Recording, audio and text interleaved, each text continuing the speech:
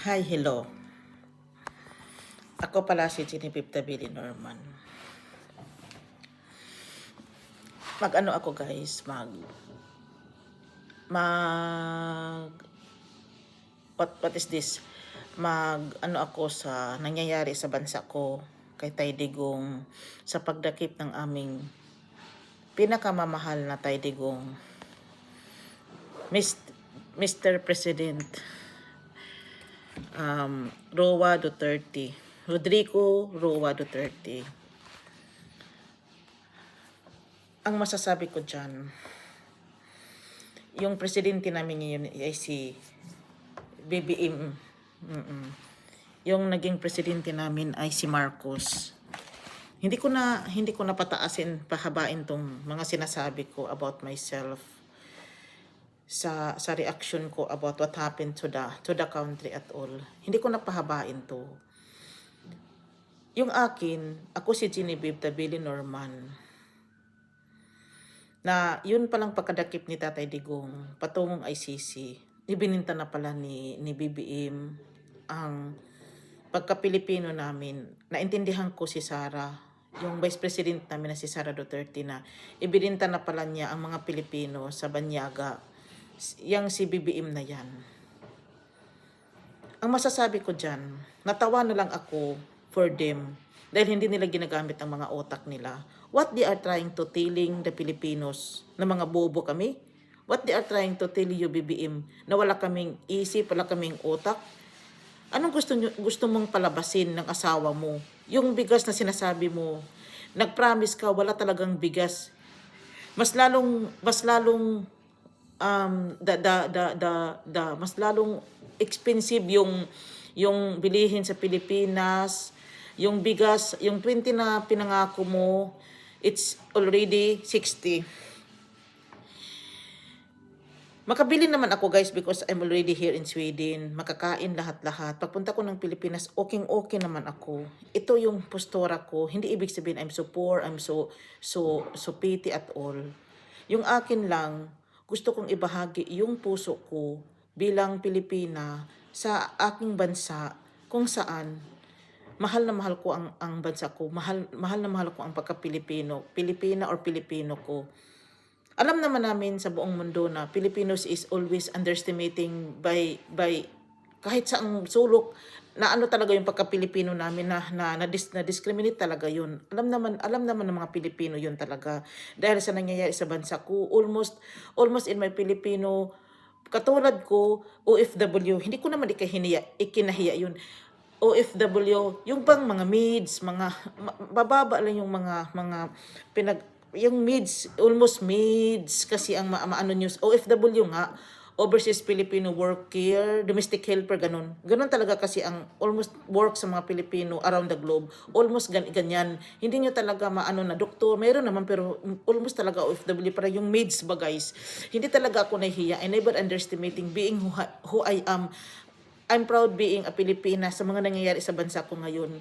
Ang hindi ko lang maintindihan, yung si BBM na ibininta na pala niya ang pagka-Pilipino namin sa ibang bansa because sa kayamanan. Alam kasi nila, andyan kasi sa kamay niya yung gold. Sa kamay kasi nila yung gold kasi eh.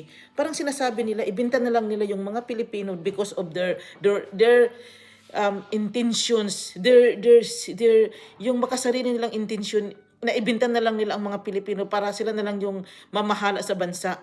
The bottom line is, hindi sila Panginoon. Hindi i-allow ng Panginoon na mangyayari yun. Dahil hindi Chinese yung Philippines. In fact, maraming Chinese dyan nakatira sa bansa namin. Hindi ibig sabihin, dahil maraming Chinese sa bansa namin, or kung ano-ano pang mga lahi, ariin na nila yung bansang Pilipinas dahil belong yun sa mga Pilipino. Parang pinagsasabi ni BBM, he is trying to listen to the businessman, to the rich. Yung mga Pilipino ang idiin niya kasi sa kayamanan yun, sa ano yun, sa kasilpisan nila yun, sa gahaman sila.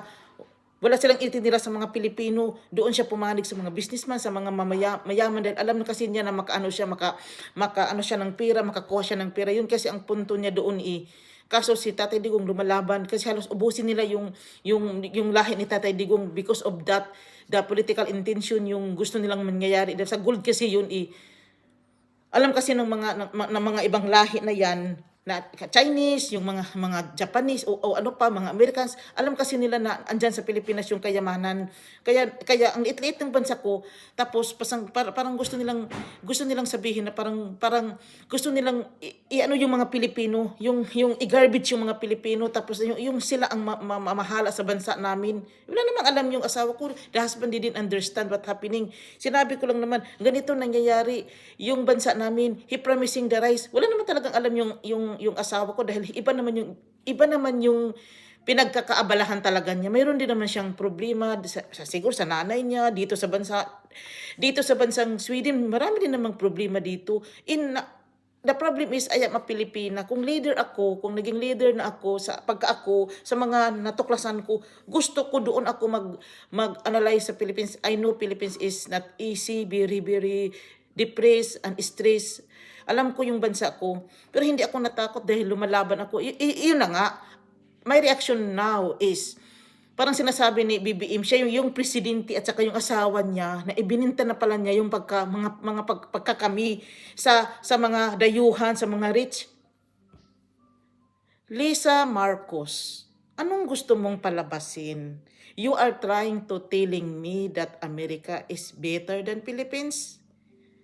Ma'am, hindi mo pala naintindihan yung bansang you are parang islib ka sa mga utak nila. Hindi mo ba alam, hindi mo ba iniisip yung pagka-Pilipina mo, pangit ka pa naman, hindi ka mataas. Are you trying to telling me pagdating mo sa bansang yan, sumanib talaga sila sa inyo? Hindi totoo yan. The other race or lahi, iba yung gusto nilang mangyari. Ako nga, I'm almost 15 years here in this country of Sweden. Walang nangyayari. Akala mo lang masaya sa ibang bansa. May paparte-parte ka pang nalalaman while Tatay Digong in the ICC.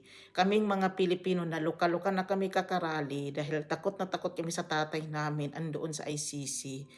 Wala pa namang no jurisdiction. So, anong gusto mong palabasin ngayon sa mga pinagsasabi ko? Lisa Araneta Marcos, na I'm creating these words to you ng asawa mo, na wala talaga akong alam.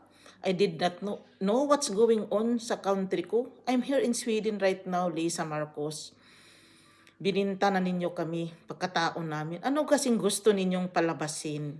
You will be a God na kayo yung masusunod all in all? Kasi wala kayong Panginoon, pira-pira lang tayo. Tingnan mo nga yung sarili mo, para ka ng servidora doon sa Amerika. Tingnan mo nga yung ginawa mo. Halos pinatay nyo na lahat-lahat yung sa Rostans. Na ano ka na doon, na-hold ka na doon sa LA. Kasi ang yayaman nyo Nakuha mo pa talagang magparty-party, tapos yung mga Pilipino, tawa-tawa ka pa talaga. O ano, nakarama ka na ngayon. I'm in Sweden, Ma'am Lisa Marcos. Walang hiya ka. Punyeta ka. Bigas lang yan, hindi mo pa maibigay sa mga Pilipino. Pasalamat ka, naging first lady ka pa. Pasalamat ka, yung asawa mong walang utak. We are voting for him. Nagsisisi tuloy kami sa kakatangahan namin. Kulang na lang, hindi ako mag-vote. Kasi andito ako sa Sweden. Ngayon, nagsalita-salita, walang hiya ka na, Lisa ka. Ibinintan nyo na pala kami sa ganon-ganon. Buti na lang, Swedish citizen na ako. Imaginein mo na lang, yung citizenship pala ang dahilan kaya si Tatay Digong napunta na doon sa ICC. Wala talaga tayong alam. Yung si Tatay Digong na lang, kahit mamatay na lang si Tatay Digong, bahala na yung mga Pilipino, basta siya na lang yung kukunin. Wag na yung pagka-Pilipino namin. Oh my God! Hindi talaga kayo nag-isip. You are trying to telling me, pagkatapos niyan, maginhawa na ang buhay ninyo. Tawang-tawa ako sa'yo. First leading, walang utak. Yung utak mo, katulad ka lang ng mga taga-bundok. Hindi nag-isip. Nagparty-party ka pa yung attire mo, parang taga-bundok. Oh my God! The reaction of mine is mine. walang nagbayad sa akin, walang binayad yung mga tao sa akin. Gusto ko lang ibahagi ito sa bansang Pilipinas na kaming mga Pilipino, we are really, really fighting. Pilipina ako, andito ako sa Sweden, take note. Kinalaban nila ako. They are irritating me, alone ako. Nakuha kong ganituhin ang sarili ko, alone pa ako. So, yang si Marcos na yan, Alisa yan, abusada yan. Kung siya na lang magiging ako, mamamatay na siya. She cannot survive of our country that I living right now. Guys, dito na lang talaga ako. Maraming salamat. Bye.